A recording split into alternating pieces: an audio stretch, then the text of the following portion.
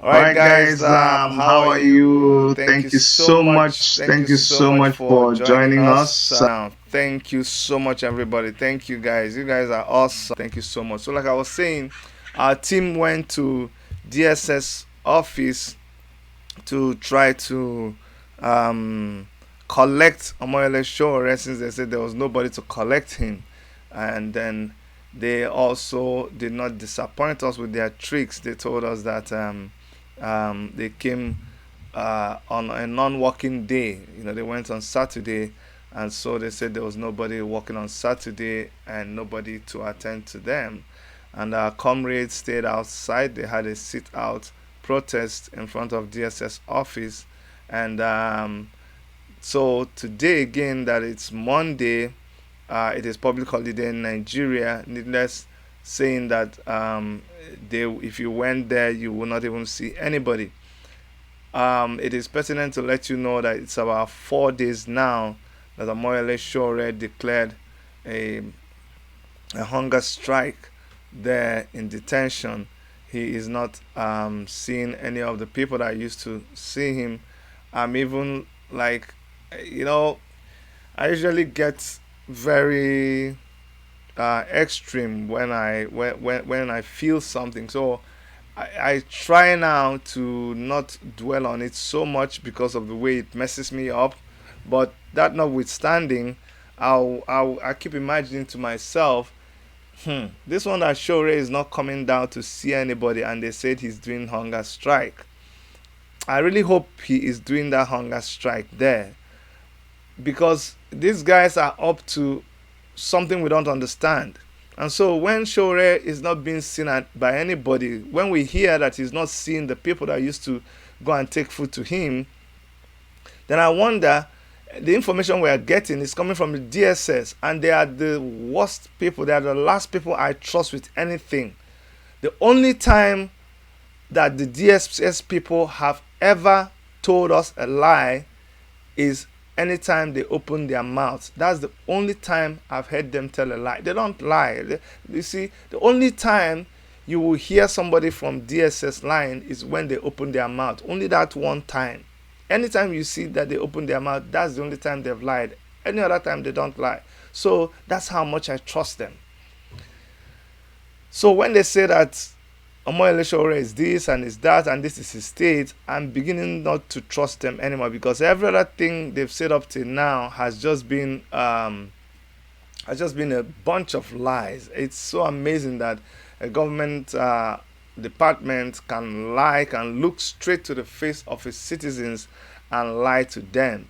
The same citizens that they were supposed to protect, the same citizens whose tax money is being used to establish and maintain that department, they come and they lie to their citizens.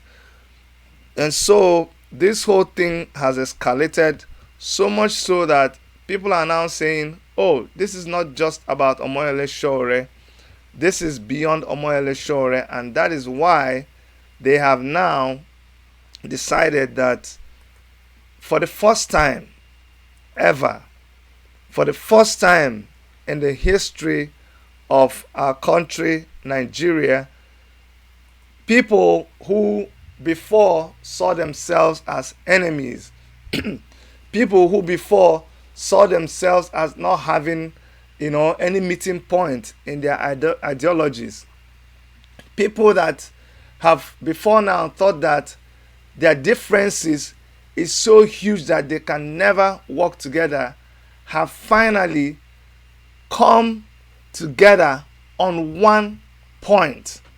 This is mind-blowing. It is mind-blowing because for the first time, the Take It Back movement, which is a movement that was convened by Omoyele Sowore, and the indigenous people of Biafra, which is a movement that was convened by Nnamdi Kanu, and other groups like the Global Coalition for Security and Democracy in Nigeria, convened by Frederick Oderige, and the AFENIFERE movement, and the FREESOWORENOW movement and the Islamic Human Rights Commission in the United Kingdom and the coalition of Nigerian citizens in UK, for the very first time, they are coming together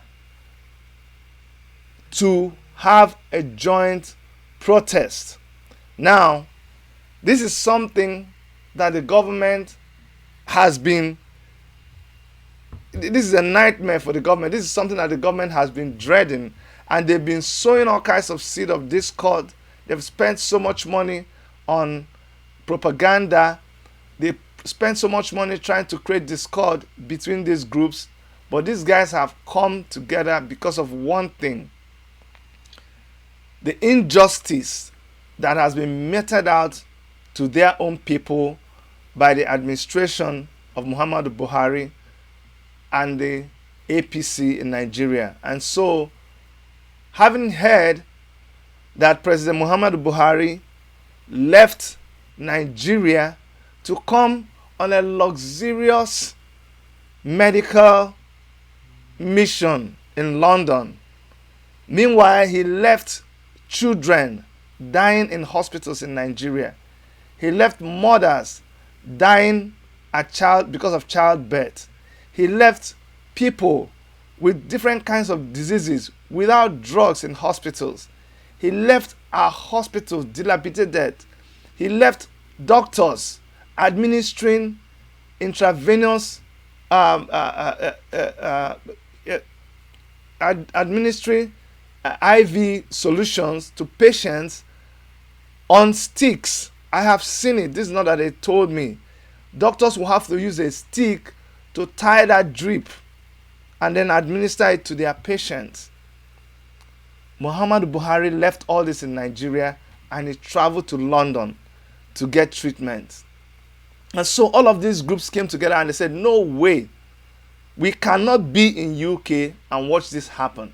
And so they have resolved that on the 14th of November, that is Thursday, today is Monday, on Thursday at the Abuja House, which is the official residence of a Nigerian president when they are in UK, they are going to go there and they are going to tell Buhari that you cannot have peace. You cannot be in London when your country is burning.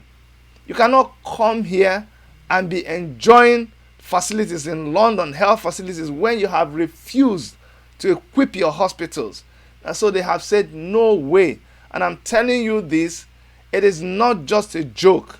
I have it on the good authority of the Take It Back movement in United Kingdom. I have it on the good authority of the highest command of the indigenous people of Biafra, IPOB. You guys remember when here on this broadcast, I shed tears. A lot of you were laughing at me. A lot of you were saying, this coward, go and sit down. I wasn't pretending. I cried out. I said, listen, my brothers, I need you. You need to come to my aid here. Well, the good news is they listened, and IPOB highest command has given a go-ahead that they are going to come out to join forces with Take It Back movement. And then we also reached out to the Islamic Human Rights Commission, who have been protesting for the release of El Zazaki. And they acknowledged and they said they will be there to protest, because each of these people have a grievance, a genuine grievance against what is going on in Nigeria. Everybody in Nigeria, AFENIFERE movement, which is the movement that defends the right and the existence of the Yoruba nation, the AFENIFERE movement in UK we reached out to them and they gave a go ahead and they're going to mobilize and they're going to be there. When was the last time you heard about this thing happening in Nigeria? When was the last time? And I'm telling you, this is the beginning of that big thing that will happen in Nigeria. It's giving me goose pimples. I'm telling you, because finally we are able to lay aside our differences and understand that we have one common enemy, We have one common enemy. And democracy in Nigeria is also teaming up with all of these people and saying, yes, I believe in what you're doing, and we're going to join forces with you, and we're going to mobilize and come out to that place. For the first time, organizers of the FREESOWORENOW are also teaming up with all of these people to come. So that day, on the 14th of November, on Thursday, the whole world will get a sense of what is going on in Nigeria. We are going to tell them that we have dismantled that yoke with which they held Nigerians. On 14th, they are going to see an amalgam of Nigerians living in UK standing together in one voice. They will see IPOB people in their full regalia with their IPOB and their Biafran flags, flying their flags. They will see the people who still want to take back Nigeria out there with their Nigerian flags, taking back what belongs to them.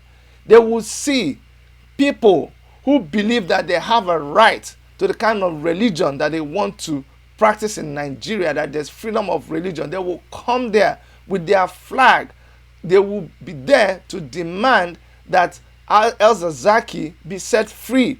On that day, people will see that Yoruba, Hausa, Igbo, Ijo, Efik, Idoma, Tiv, everybody, Nupe, everybody that Edo, Ishekiri, Ibibio, everybody in Nigeria who has a stake in that country will come out, and the government will be sent a very clear warning that we are done with what is going on in Nigeria. Enough is enough. It is going to be a peaceful protest, but our message will be sent home clearly. The whole world will see it. Even if President Buhari hears about the protest and he decides to pack and return back to Nigeria before the 16th, which is the official day he's supposed to leave, then we will know that we have achieved our aim. So that is what is happening on the 14th. And let me already inform the DSS before they start doing James Bond. It is not a hidden thing. Nobody is planning anything. It is a peaceful protest that is organized by a coalition of concerned citizens, Nigerians, people of UK descent, people from all over the world, black people who love our country, who see Nigeria as the hope for the black race. They'll be in Nigeria. You're going to see civil liberty organizations come out on the 14th. You're going to see religious bodies. You're going to see Christians. You're going to see Muslims. You're going to see people, black, brown, yellow, whatever color you are. We are inviting everybody to that place to come and identify with us and to tell the federal government of Nigeria that it is time that they lead Nigeria well or get the heck out of the way. So all roads lead to number 2, Camden Hill, London. Postal code W87AD. The time is 10 a.m. for the Occupy Buhari in London protest. Please, please, please. The flyers are going around. If you can, download them and then and make copies. We are not tasking people like that. And if you go to we set up Eventbrite page. If you go to the Eventbrite, you will also see a number that you can contact if you want any details. DSS, there's no need for you people to be witch hunting anybody. I saw a picture of DSS barracks. I saw a picture of police barracks. I saw a picture of immigration barracks. I saw a picture of army barracks in Nigeria. Oh my goodness. I nearly threw up. And I said, can you imagine, in one of them, a part of the building had collapsed for years and they were still living there. And I'm like, are these the same people who come and arrest protesters who are protesting against the condition of Nigerians? We only have two levels in Nigeria. People have only two status in Nigeria. It's either the high or the poor. There is no middle class. Either the high class or the poor. And majority of Nigerians are right there at the poverty level. And so there is no need for you to be coaxed into going to disrupt any protesters. Meanwhile, you cannot even do it in UK, so why am I wasting my saliva? So that is basically what we came here to tell you today. It will be, what date is the protest? The protest is on the 14th. It is on the 14th. They cannot do anything about it anymore. We will not condone the shedding of the blood of Nigerians. Enough is enough. Enough is enough. Other African countries have overtaken us. We are no longer the giant of Africa. I hope nobody is kidding themselves by saying that we are the giant of Africa. We are no longer the giant of Africa. If you go around, you will see what is happening in all other countries. Their presidents are winning awards. Their presidents are doing fantastic things. Okay, so that is the message I want to spread out to everybody. Each and every one of us have the different things we are agitating for. I want Omoyele Sowore to be released unconditionally, or I want the court to at least honor the order by the judge. They have met all the bail conditions for Omoyele Sowore, so he should be released. Okay, people like El-Zakzaky followers, the Shiites in Nigeria, they want El-Zakzaky to be released to them free. I mean, like, they want him to walk out unconditionally. There has been about three bail orders that have been given concerning El-Zakzaky, and yet the court cannot let El-Zakzaky, I mean the DSS cannot let El-Zakzaky go. So you see, his people are also agitating for him to go. They continue to have protests every weekend. It doesn't matter how many people come out, they continue to have their protests every week. I think the last one was on the 27th of October. Okay? And the Islamic Human Rights Commission in UK, they continue to agitate against the incarceration of El-Zakzaky. So people have a lot of grievances. Nnamdi Kanu, the Ohamadike of Igbo land, who is the head of the indigenous people of Biafra, he lost his mother as a result of the attack on his house. He lost his dear mother. And now they are saying they're not even trying to respect his right to be able to, if he wants to come back to bury his mother, he should be able to walk free. He never jumped bail. He was still waiting to go to court only a few days from the day they came to his house to kill him, because they knew they didn't have any case against him. They didn't want him to have his day in court. So you went to kill him. It was not, like people will always say, oh, it's fake news. That was not fake news. We saw your armored tank. You killed people in front of his house. Before, later in the night, you went there to start bombing the whole place, and you killed 36 men in his house. This is somebody who had a court appearance, and miraculously, by God's grace, he was able to escape. And you are busy saying that he jumped bail. So that is the outright disregard for the law. I don't even know who is in charge of the judiciary anymore, whether it is the executive or the judiciary. So you guys, the government of Nigeria, needs to respect the rights of Nnamdi Kanu, and you need to listen to the demands of the indigenous people of Biafra. All they are asking you for is equal rights. All they are asking you for is a right to determine what they want.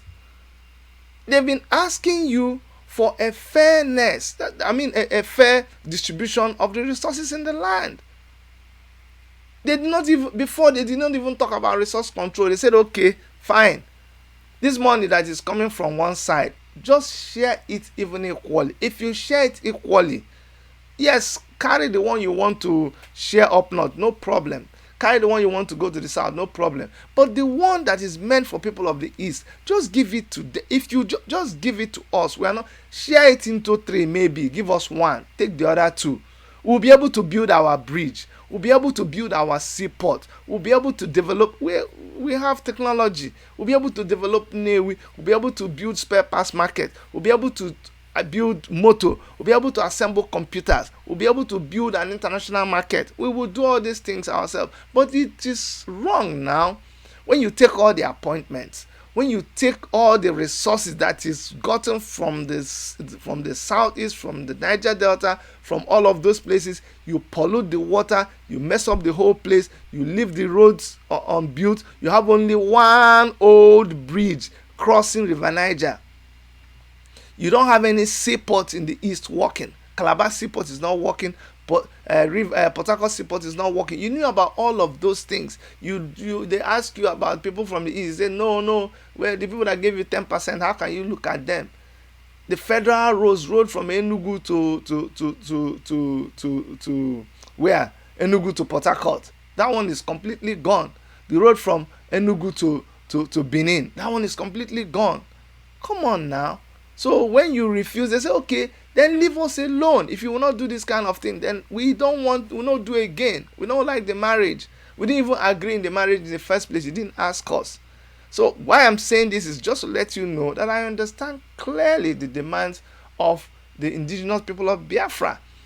We cannot, the funny thing is, when other countries, even this United Kingdom, that the president of Nigeria goes to relax while his people is dying, and they're the ones that always have to do referendum for the Irish people anytime they want to leave. Isn't it in UK? Do they shoot them? Do they imprison their leader? And all over the world, when other people are doing it, our president will send congratulatory message to them. When someone does it in Nigeria, you want to shoot them. Okay, so all of these people with their agitation, they are going to come. And you are going to see that Nigerians for the first time are going to be speaking in one voice. That is really where I'm going to stop for now. Please do share this video, and do also share the flyers. The flyers will be out, and we want you to please help us share the flyer everywhere so that the awareness will be created. All right.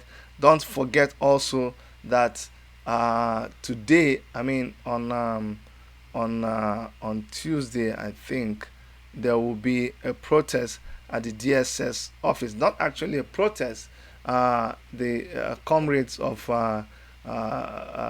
Take It Back movement will be going there to receive Omoyele Sowore. So we are also appealing to everybody who is in Nigeria who can make it to DSS to go and make sure that, because they don't trust them anymore, so they think they are up to some hanky-panky, so they want to be available to make sure that they let Omoyele Sowore go as has been prescribed by the courts. There's no reason why you cannot let him go when the courts have already said you should let him go.